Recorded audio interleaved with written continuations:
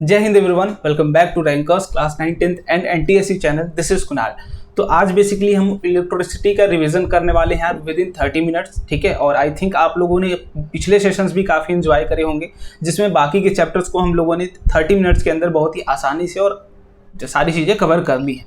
तो आज का जो टॉपिक होगा वो इलेक्ट्रिसिटी, ठीक है। और इसको भी हम लोग 30 मिनट्स के अंदर रिवाइज करेंगे। बट उसके साथ साथ मैं बता दूं कि सेम टॉपिक का आपका प्रैक्टिस सेशन भी होगा, जिसमें हम प्रॉब्लम्स को सॉल्व कर रहे होंगे और अच्छे लेवल के प्रॉब्लम्स। इवन अगर अब मैं बात करूं आपसे, तो इलेक्ट्रिसिटी एक ऐसा चैप्टर जो कि आपकी IIT JEE या फिर आप नीट की कहीं पर भी तैयारी करते हैं, तो ये बहुत ही इंपॉर्टेंट चैप्टर रोल प्ले करता है। क्योंकि 12th में ईजीएस्ट चैप्टर, क्योंकि आप बेसिकली देखोगे तो आप रिलेट कर पाओगे कि जो चीज़ें आप 10th में पढ़े हो, like equivalence of resistance, current निकालना, हीट डिसिपिएशन निकालना, वो सारी की सारी चीज़ें आपको 12th में भी सेम तरीके से पढ़ाई जाती है। इस चैप्टर में आपको बहुत ज़्यादा डिफरेंस नहीं मिलता है। सो मेक श्योर कि आप ये काम यहाँ पर भी सीखो और अच्छे तरीके से प्रॉब्लम्स को प्रैक्टिस करो मेरे साथ, ठीक है। लिंक आपको प्रैक्टिस सेशन का लिंक आपको डिस्क्रिप्शन बॉक्स में मिल जाएगा, वहाँ से जाके इसको मेक श्योर कि इनरोल कर लीजिए। रात को 9 बजे क्लासेज होती हैं आज स्पेशल क्लास की, तो फ्री है क्लासेस। सबसे बढ़िया बात यह है कि आपको फ्री है, कोई भी दिक्कत वाली बात नहीं, ठीक है। तो मेक श्योर आप इसको जरूर इनरोल करें और स्टार्ट करते हैं चैप्टर को विदाउट किसी देरी किए, ठीक है। इंट्रोडक्शन की बात करें तो करंट हम जानते हैं यार कि जितने भी हम इंस्ट्रूमेंट चलाते हैं, जो भी इंस्ट्रूमेंट बने होते हैं करंट के बेसिस पे, कि करंट वो कंज्यूम करेंगे और वो हमारा काम करके देंगे। लाइक टीवी की बात करूं तो इलेक्ट्रिसिटी लेगा, हमें विजुअलाइजेशन दिखाएगा। अब फैन की बात करूं तो इलेक्ट्रिसिटी लेगा, फैन देगा। तो बेसिकली उसके अंदर होता क्या, इलेक्ट्रिसिटी आती कहां से, इलेक्ट्रिसिटी की जो बेसिक्स है वो होती क्या है। तो सबसे पहले बात करूंगा तो वो है चार्ज, है ना, जिसके बेसिस पे हम लोग इलेक्ट्रिसिटी को डिफाइन करेंगे, करंट को डिफाइन करेंगे। तो चार्ज है क्या भाई, चार्ज के लिए मैंने आपको पहले बताया कि फंडामेंटल प्रॉपर्टी ऑफ मैटर, है ना, फंडामेंटल प्रॉपर्टी ऑफ मैटर, की कोई भी मैटर है उसके पास क्या होगा, चार्ज होगा ही होगा, वो तय बात है ना। किसी भी अगर मैटर की बात करूं तो उसके पास, जैसे मास की बात करूं तो मास भी एक फंडामेंटल प्रॉपर्टी ऑफ मैटर, और चार्ज भी क्या है, fundamental property of matter, except neutron. Clear, उसके पास भी जीरो चार्ज है, that is neutral charge. We can consider कि जीरो चार्ज है, किसी भी तरीके का चार्ज नहीं है, बट मास है उसके पास, ठीक है। तो चार्ज क्या भाई ये, अब इसकी यूनिट की बात करूं तो यूनिट क्या होती है, चार्ज को हम लोग कूलॉम में दिखाते हैं, ठीक है, कूलॉम में दिखाते हैं या फिर किसी भी कूलॉम में। और चार्ज को हम बेसिकली दिखाते कैसे, है ना, चार्ज अगर किसी बॉडी पर मैं बोलूं कि कोई चार्ज है, तो हम उसको किस बेसिस पे डिसाइड करते हैं कि वो चार्ज बॉडी या अनचार्ज बॉडी या फिर किस नेचर की चार्ज बॉडी है। तो वो सब कुछ हम किसके बेसिस पर करते हैं, इलेक्ट्रॉन। क्योंकि किसी बॉडी से अगर आप कोई भी चार्ज क्रिएट करते हैं उस पर, तो बेसिकली आप या तो ऐड कर रहे होंगे इलेक्ट्रॉन या तो रिमूव कर रहे होंगे। क्योंकि positive charge that is proton हमारा, हमें पता है दैट इज वो कहाँ होता है, न्यूक्लियस में होता है। प्रोटॉन ये पार्टिसिपेशन नहीं लेता है आपकी चार्ज की क्रिएशन में। जो पार्टिसिपेशन लेता है वो आउटर मोस्ट सेल में जो इलेक्ट्रॉन्स होते हैं वो क्या करते हैं, बाहर निकल जाते हैं, या फिर आप उस आउटर मोस्ट सेल में इलेक्ट्रॉन को ऐड कर पाते हैं। तो ड्यू टू दैट आपकी चार्ज क्रिएट होती है। तो हम बोलते हैं भाई कि जो भी चार्ज हमारा होती है वो associated with number of electrons. तो Q क्या होता है, बराबर N × E। किसी भी बॉडी पर अगर आपको चार्ज निकालना है तो वो नंबर ऑफ इलेक्ट्रॉन्स पर डिपेंड करेगी, वेयर N = इंटीजर आप ले सकते हैं 0 1 2 3, जो भी आपको लेना है, 0 से स्टार्ट 1 2 3, जिस तरीके का आप लेना चाहें। क्लियर, तो ये पूरी की पूरी बात हो गई Q बराबर Ne। अब आगे बात करते हैं, दो तरीके के आपके चार्ज होते हैं बेसिकली, ठीक है। पहला पॉजिटिव चार्ज और दूसरा क्या है बेटा, दूसरा है निगेटिव चार्ज। निगेटिव चार्ज अगर मैं बात करूं किसी भी बॉडी के लिए, अगर हम बात करते हैं कि भैया ये निगेटिवली चार्ज है, तो व्हाट इट मींस कि उसके ऊपर इलेक्ट्रॉन क्या है, एक्सेस में है, ठीक है, इलेक्ट्रॉन क्या है, एक्सेस में है। अगर पॉजिटिव चार्ज की बात करूं तो इलेक्ट्रॉन की क्या है, डेफिशिएंसी है ना, डेफिशिएंसी है। क्लियर कट बात कि भाई किसी बॉडी पे से आपने इलेक्ट्रॉन निकाल लिया तो वो क्या हो गया, पॉजिटिव। और तीसरी चीज क्या भाई, न्यूट्रल की बात करूं मैं, न्यूट्रल तो बोलूंगा इलेक्ट्रॉन जितना होगा दैट इज इलेक्ट्रॉन बराबर प्रोटॉन होगा, दोनों के ऊपर लाइक इक्वल चार्ज होंगे, जितने निगेटिव चार्ज है उतने ही पॉजिटिव चार्ज है।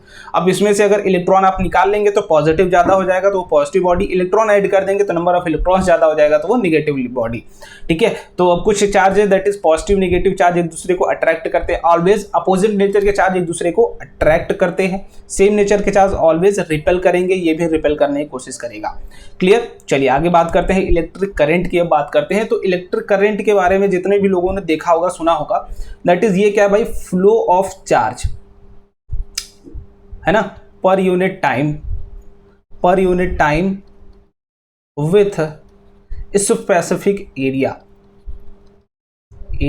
देखो करंट जरूरी नहीं कि इलेक्ट्रिक करंट ही करंट, आप पानी को भी करंट की तरह बोल सकते हैं कि उसकी करंट बताइए, तो आप बोलेंगे amount of water flow per unit time with area. यहां पर इलेक्ट्रिक करंट है, सो इलेक्ट्रिक करंट से एसोसिएटेड है कि चार्ज का फ्लो। अगर यहीं पर वाटर करंट होता या फिर कुछ भी किसी भी तरीके का करंट आपसे पूछता मैं, तो उस स्पेसिफिक क्वांटिटी, ठीक है, जो भी आप स्पेशल टर्म ले रहे हैं दैट इज वाटर ले रहे हैं, तो उसकी specific quantity per unit time कितना पास करी किसी स्पेसिफिक एरिया से ही क्या कहलाता है आपका electric current.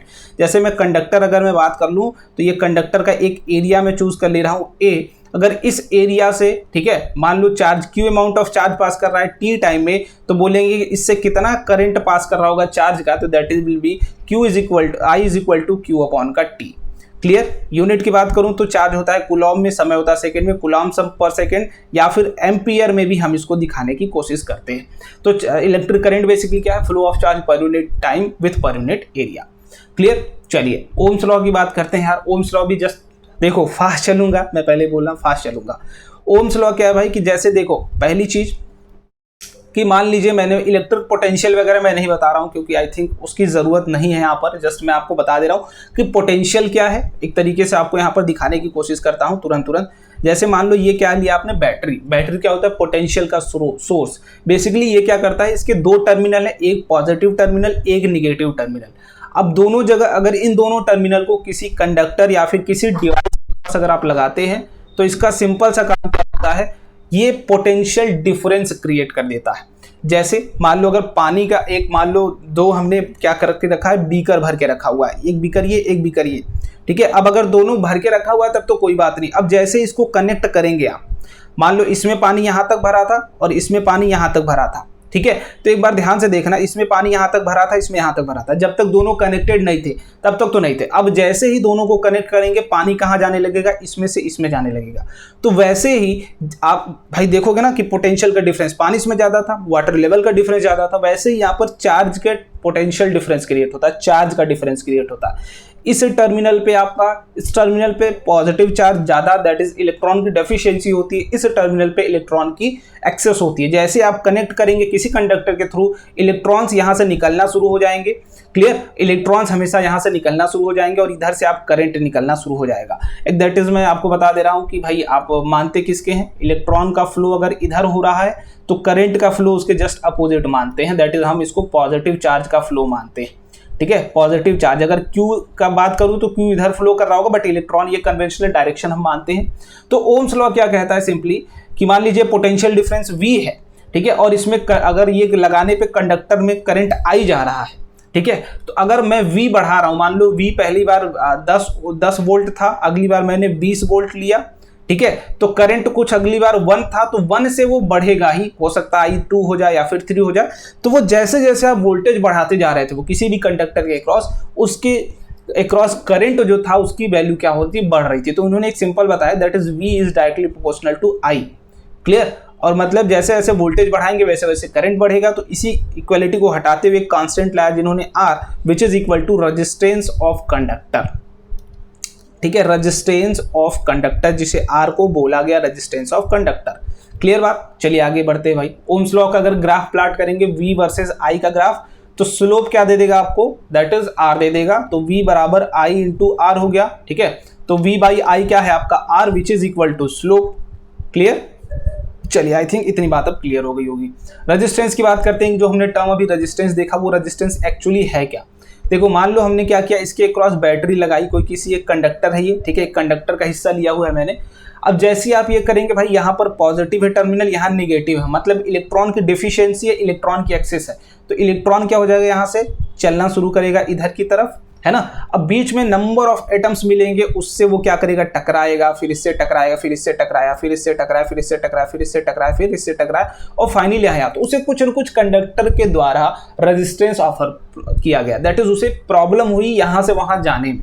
Due to that come लोग निकलना पसंद करेंगे, इस बैटरी से कम लोग निकलना पसंद करेंगे। जैसे मार्केट की बात करें आप, तो मार्केट में अगर आप जा रहे हैं तो मार्केट में बोल दूं कि बहुत ही भीड़ है, तो है ना, अगर आपको पूरे गांव में अनाउंस कर दिया जाए कि मार्केट में बहुत ही भीड़ है, तो कुछ लोग तो जो मार्केट में नहीं जाना पसंद करेंगे ना, कुछ लोग नहीं जाएंगे, भाई भीड़ है आज नहीं जाते हैं, कल खाली रहेगा कल चलेंगे।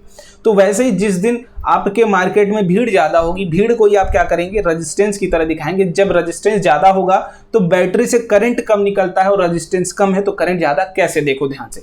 मैंने बोला कि V दैट इज हमने V फॉर विलेज मान लो, V for volt, V for village, वो सेम कर लो। V बराबर IR हमने ओम्स लॉ से पढ़ा, ठीक है। ध्यान से देखो, V क्या भाई, हमारा प्यारा सा गांव में बोल देता हूं कि गांव ये क्या है आपका, दैट इज मार्केट, जिसे हम कंडक्टर की तरह ट्रीट कर रहे हैं। मैंने बोला कि गांव में मैंने अनाउंसमेंट कर दी कि मार्केट में क्या है, ज्यादा भीड़ है, ठीक है, मतलब गांव मैंने फिक्स कर दिया।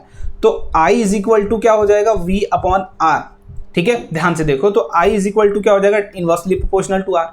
कैसे, देखो मैंने बोला कि V हमने फिक्स कर लिया है, मतलब गांव हमारा फिक्स है, सेम गांव से ही लोगों को हमको निकालना है, ठीक है ना। अब हम क्या कर रहे हैं, सिंपल देखो यहाँ पर, अब हम क्या करेंगे भाई, गांव तो फिक्स हो गया। अब एक बार खूब भीड़ थी मार्केट में, खूब भीड़ थी, है ना, मतलब रेजिस्टेंस बहुत ही ज़्यादा था। तो जैसे रेजिस्टेंस ज़्यादा होगा तो करंट कम होगा, मतलब गांव से आदमी कम निकलेंगे, है ना। दूसरे दिन, अगले दिन रेजिस्टेंस खत्म, भीड़ ही नहीं है भाई, आज तो कोई मार्केट में गया ही नहीं, तो भाई हो सकता है सामान सबको बराबर ही लेना हो, तो भाई रेजिस्टेंस काफ़ी कम, तो करंट क्या हो जाएगा, काफ़ी ज़्यादा। क्लियर बात, ये इससे रिलेटेड, ये वाला इससे रिलेटेड, समझ में आई बात। तो ये पूरी की पूरी कहानी है। अब इसका एग्जांपल मैं थोड़ा सा दिखाने की कोशिश करता हूँ। मान लीजिए कोई कंडक्टर मैं लेता हूँ, यहाँ पर एक कंडक्टर, ठीक है, और इसके क्रॉस मैं दैट इज दो तरीके का यहाँ पर लेता हूँ, ठीक है, एक ये रहा और एक ये रहा। आप देखेंगे कंडक्टर, मान लीजिए रेजिस्टेंस यहाँ 2 ओम दिखा रहा है और रेजिस्टेंस यहाँ पर 4 ओम दिखा रहा है, ठीक है। V बराबर क्या है आपका, अभी भी 20 वोल्ट ही है, V बराबर अभी भी आपका 20 वोल्ट ही है।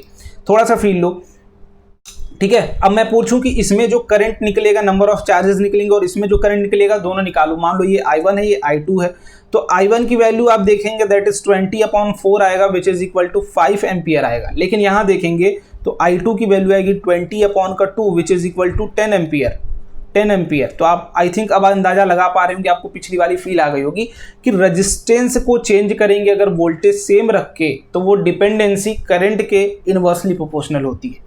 क्लियर, चलिए आगे बात करते हैं। इलेक्ट्रिकल सर्किट, दैट इज आप जो सर्किट देखते हैं, जैसे आप मार्केट जाते हैं तो आपको एक पाथ दिया जाता है आपको चलने के लिए, वैसे ही करंट को चलने के लिए जो पाथ प्रोवाइड किया जाए उसे इलेक्ट्रिकल सर्किट बोलते हैं। उसमें मल्टीपल कंपोनेंट्स होते हैं। एमीटर जो करंट मेजर करता है, एमीटर क्या करता है, करंट मेजर करता है, और हमेशा इसको सीरीज में कन्वर्ट करते हैं, ठीक है, सीरीज में लगाते हैं। ये क्या है, वोल्ट मीटर, जिसे वोल्टेज मेजर करते हैं किसी भी 2 टर्मिनल के क्रॉस। तो जिस भी 2 टर्मिनल के क्रॉस आपको मेजर करना होगा, उसके क्रॉस इसका दोनों एंड आप लगा देंगे। ये रेजिस्टेंस, ठीक है, रजिस्टर इसको क्या बोलते हैं, रजिस्टर बोलते हैं, जो आपको रेजिस्टेंस प्रोवाइड करता है। इलेक्ट्रिकल डिवाइस है बेसिकली। सेल, पोटेंशियल का सोर्स, पोटेंशियल का सोर्स आप बोलिए इसे, सोर्स ऑफ पोटेंशियल। और ये सर्किट डायग्राम, और ये क्या है, आपके वायर्स हैं, ठीक है, जिसके थ्रू आप पूरी की पूरी सर्किट कनेक्ट करते हैं। जैसे ये आपका मार्केट हो गया, ये आपका बीच का छोटा हिस्सा हो गया, ये आपके घर का हिस्सा, गांव की गली हो गई। तो इस पूरे हिसाब से आप देखेंगे इलेक्ट्रिकल सर्किट एक रास्ता है आपको घुमाने का। अब बात करते हैं बैटरी की, ठीक है। तो बैटरी क्या है, सिंपली कॉम्बिनेशन ऑफ सेल्स। जब नंबर ऑफ कॉम्बिनेशन सेल्स मिलके क्या बना दें, कॉम्बिनेशन ऑफ सेल्स, ठीक है। एक बड़ा पोटेंशियल का सोर्स बेसिकली, अगर मैं आपसे बोलूं तो उसमें भी कोई दिक्कत वाली बात नहीं। क्लियर। और बैटरी दैट इज ये है। अब इसके अंदर भी क्या है, ये इंटरनल रेजिस्टेंस है, जिसको हम R बोलते हैं। जैसे हमें पता है बैटरी का जो कॉम्बिनेशन होता है, बैटरी जो बनती है वो कैथोड, एनोड, इस तरीके से कुछ आपकी होती है, ठीक है। अब यहाँ पर क्या है, आपका सॉल्यूशन होता है, दैट इज केमिकल सॉल्यूशन।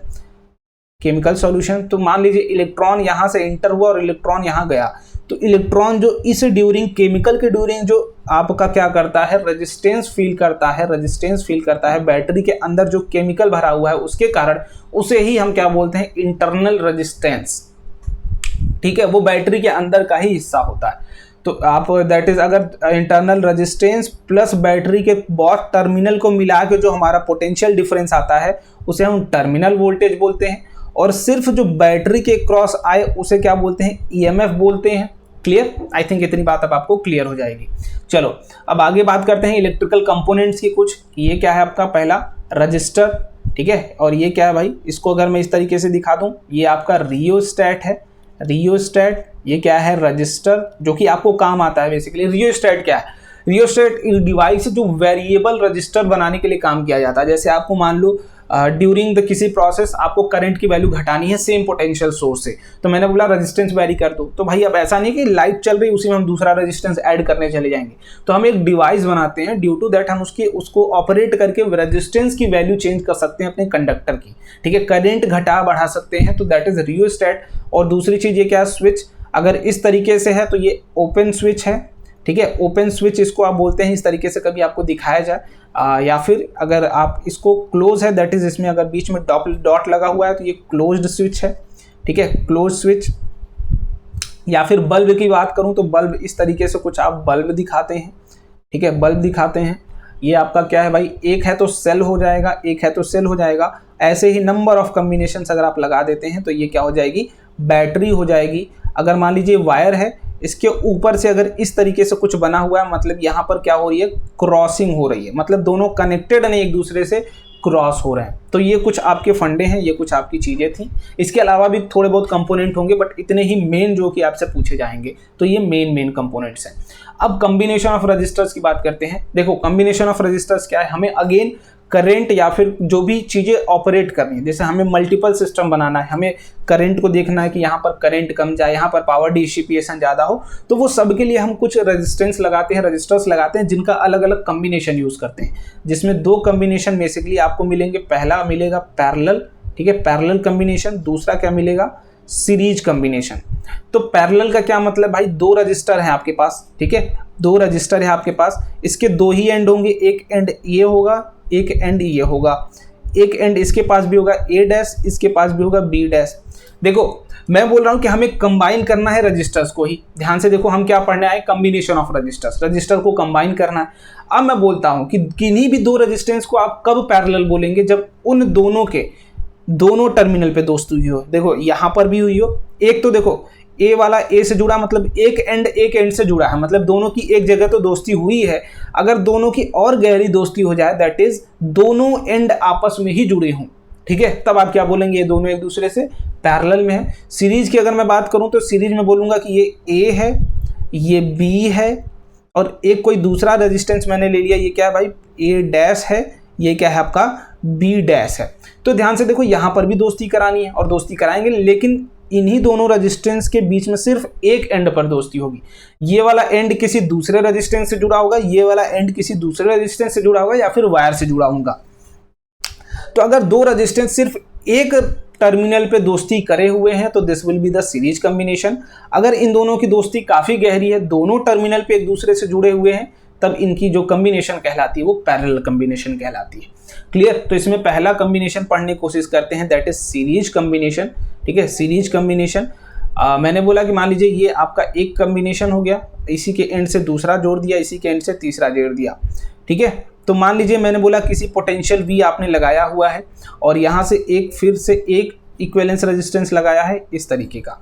देखो अब मैं क्या बोल रहा हूँ कि मान लो आपने तीन रेजिस्टेंस पहले लगाया, मान लीजिए R1 लगाया, R2 लगाया, R3 लगाया और V पोटेंशियल सोर्स लगाया, यहाँ पर भी V पोटेंशियल सोर्स लगाया, R इक्विवेलेंस, ठीक है। अब देखो मैं क्या बोल रहा हूँ आपसे कि भाई एक नंबर लगाए हो, दो नंबर लगाए हो, तीन लगाए हो, तीन डिवाइस लगाने का क्या फायदा, उन तीनों को हटा के एक लगा दो जो उन तीनों के बराबर काम करे, है ना। तो भाई हमें रेजिस्टेंस भी बराबर ऑफर करना पड़ेगा कि जितना ये तीनों मिला के ऑफर कर रहे होंगे रेजिस्टेंस, उतना अगर ये अकेला कर दे तो भैया काम बन जाए, क्योंकि हमें करंट जो लेना है सर्किट में, करंट इसमें भी आई निकले और करंट इसमें भी आई निकले। क्यों? क्योंकि सेम रेजिस्टेंस दोनों ऑफर करेंगे। करंट तो किस पे भाई डिपेंड करेगा, अभी तो कांस्टेंट कर दिया आप, तो अब डिपेंडेंसी जो आ गई पूरी की पूरे रेजिस्टेंस पे आ गई।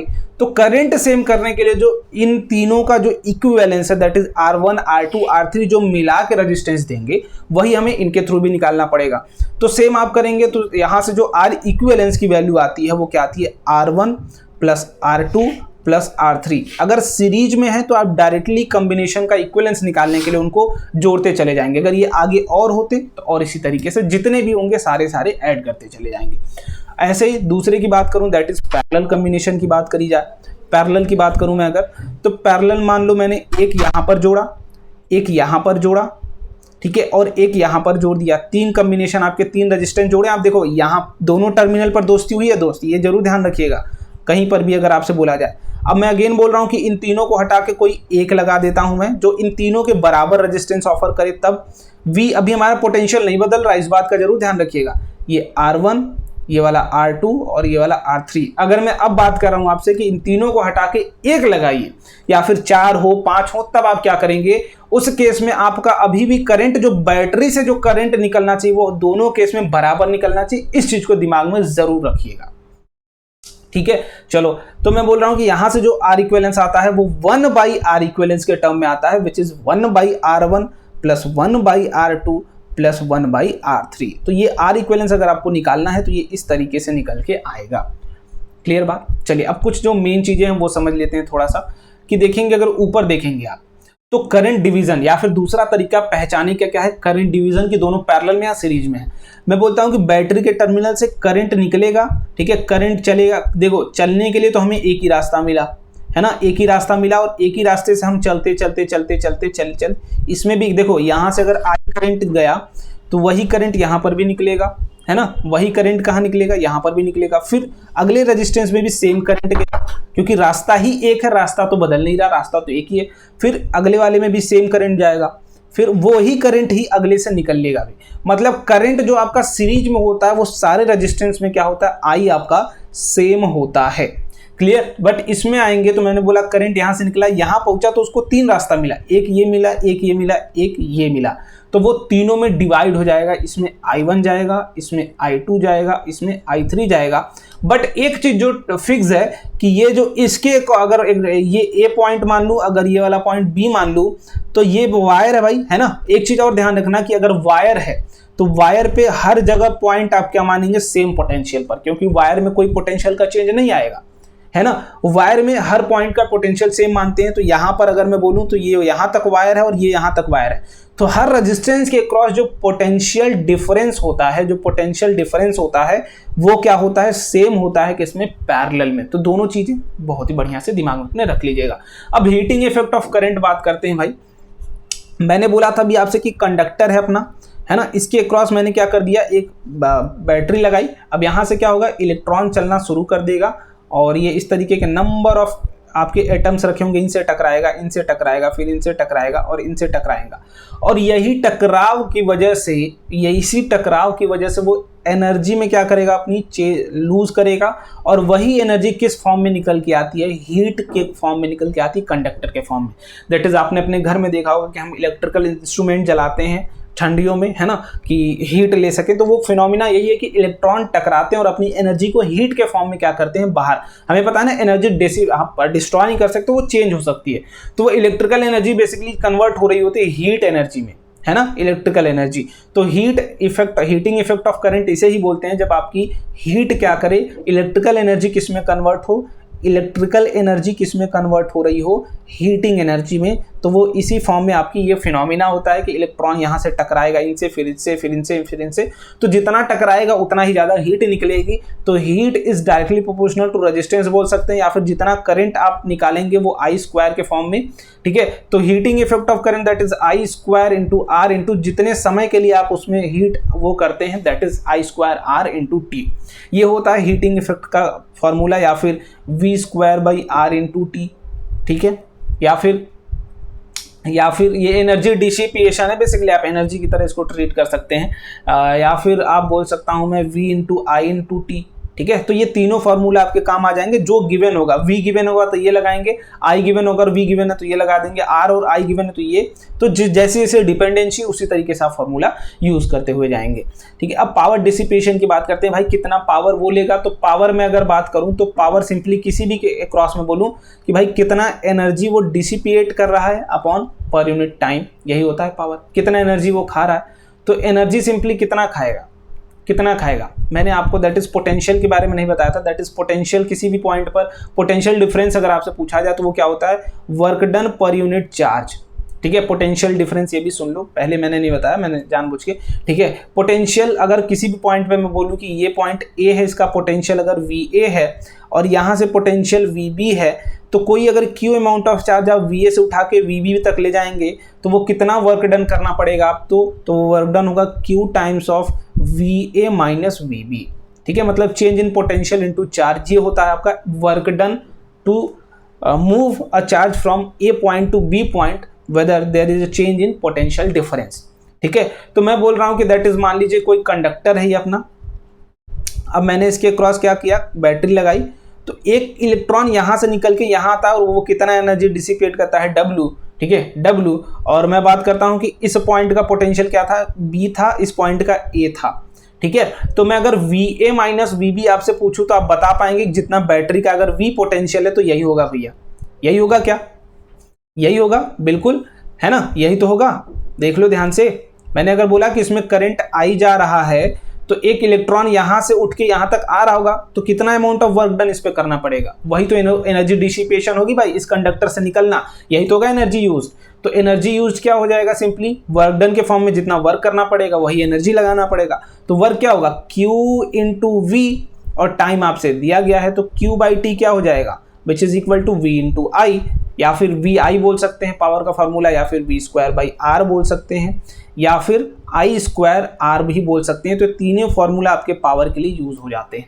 ठीक है, यहाँ लिख देता हूं मैं V²/R, ठीक है, या फिर I²R, ठीक है, या फिर V इंटू आई। ये तीन फॉर्मूले आपके पावर डिसिपेशन के लिए थ्रू एनी कंडक्टर आप ये बता सकते हैं।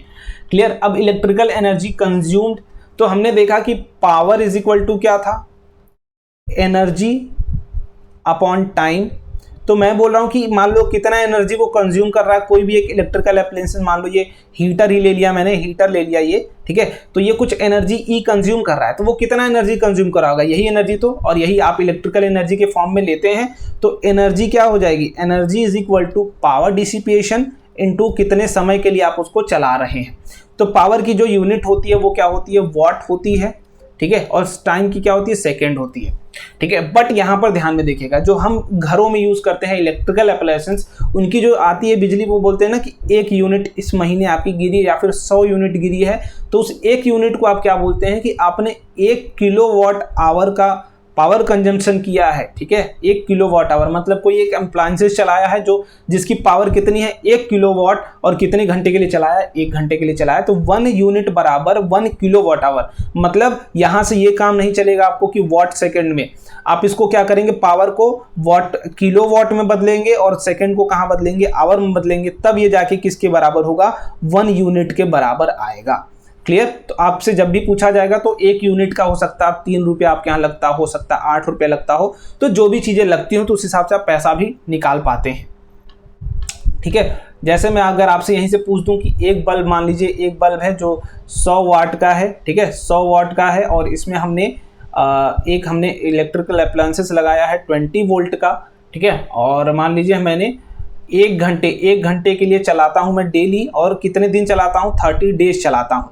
तो बताइए कितना यूनिट हम खर्चा करेंगे, है ना।